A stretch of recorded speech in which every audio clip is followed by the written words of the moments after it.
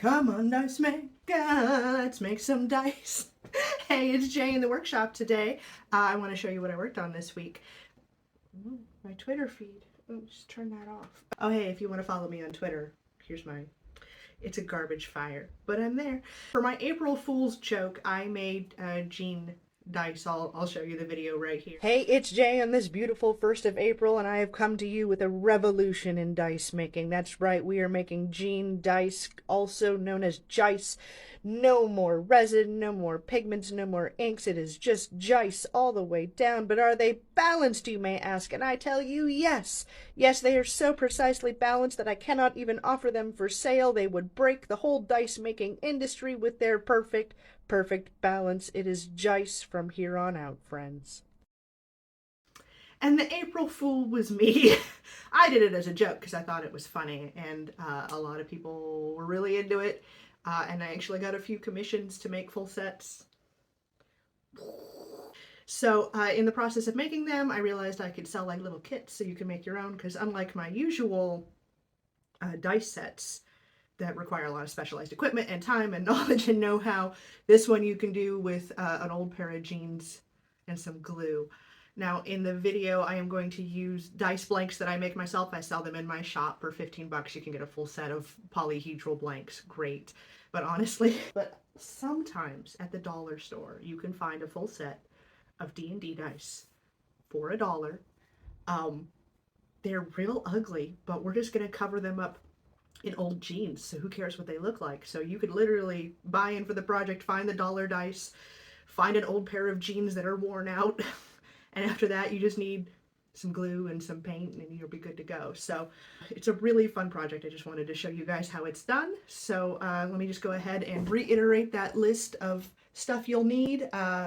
Dice or that you don't want anymore, or blanks from anywhere, a pair of old jeans, some glue. Mod Podge Elmer's glue would probably work just fine, and then paint you like to put on fabric. So fabric paint, fabric markers. I use alcohol ink because it's shiny and I like it. And you can pretty much go to town. And scissors. I'm always going to need scissors if you're working with fabric. So but let's get into the project and I'll show you how it's done. This is my intro song, why don't you sing along? Hey, let's see what's up this week, Shop J. I said you don't need specialized equipment, and the first thing I do is use specialized equipment, but honestly, I have a laser. I'm gonna use it. You don't need one. But the lovely thing about those laser cut pieces, which is what you'll get if you order a Jice kit from my shop, is that they fit pretty tightly on the polyhedrals that I'll send with them. So I'm just go ahead and slather this bit in glue, and that's my biggest piece of advice, is do not be shy about the glue. Just keep putting glue on there, get it real goopy, get it real sticky. The fabric's gonna soak it up and it's gonna make the fabric nice and stiff and easier to work with. But in this early stage, while it's still wet and goopy, you wanna pull and stretch that fabric so it is tight against that die. Now the nice thing about the pre-cut pieces is that sometimes they can fit pretty precisely, so that's kind of why I like having the laser cut pieces. But you can just go online and find papercraft templates for polyhedrals and use that to cut your templates. And I'll be honest, I actually cut my templates a little big. I do this because not all dice are shaped the same, and essentially it gives me a little bit of extra wiggle room to get those templates on there.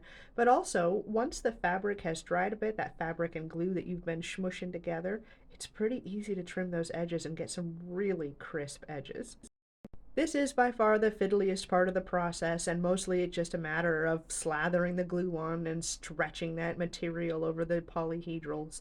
Now my D12 here, I actually cut a little too small, or I should say that the piece is a little bit bigger than I expected. So it's going to take a little bit of extra effort to smush those edges together. But more importantly, let's just get all this fabric slapped on there, and then we can worry about cleaning everything up in just a moment. Now once you've given that glue a little bit of time to stiffen up the fabric, like I said, it's really easy to trim those edges and get really crisp, clean lines that look like you intentionally made Jean dice and wasn't just messing around with old fabric and glue, but the D6 turned out pretty much perfect. Now I'm trimming the edges on this D10, but the D20 I had a little struggle time trying to get the scissors flush against the edges, so for that one, you'll see in just a moment, I bust out my flush nippers, and that just let me get a lot closer to the D20. But honestly, you can do this with scissors, just a bit more patience. Now, some of the pieces here, I didn't like the gaps that were in the edges, especially on that D12.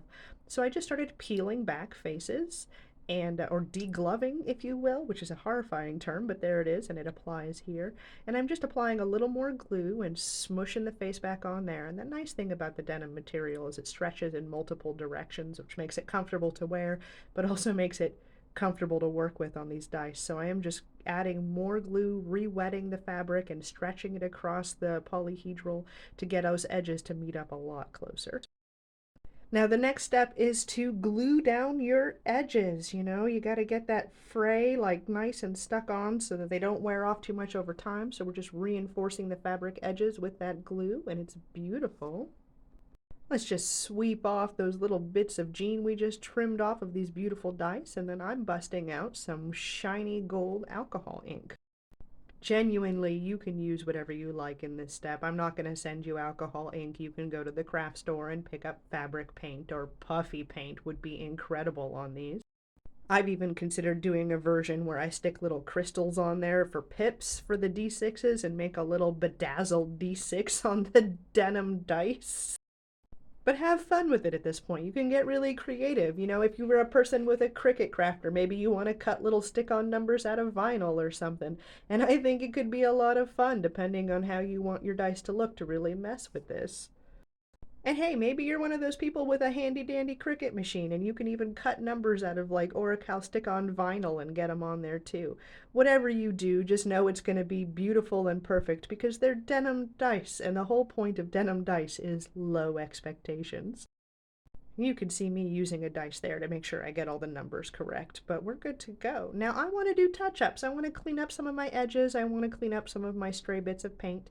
So I decided to grab some of my mini paint off the counter, but craft paint will work just as well. I pretty much started off with a paint labeled denim blue, realized it was way too light for the denim I was using. So I adjusted on the fly and just added a little bit of black pigment to that denim blue pigment to make a much darker denim blue pigment, and it matched perfectly. I was able to get my edges cleaned up and filled in and to fix all of my numbers so they look beautiful. Totally hand painted, completely handmade denim dice. It took, me like an hour and a half maybe to put it all together. It took me a lot longer the first time because I was still figuring it out. But you can order the kit off my website right now, okay? And that will come with the blanks and the pre-cut little pieces of fabric, so they're already cut to shape.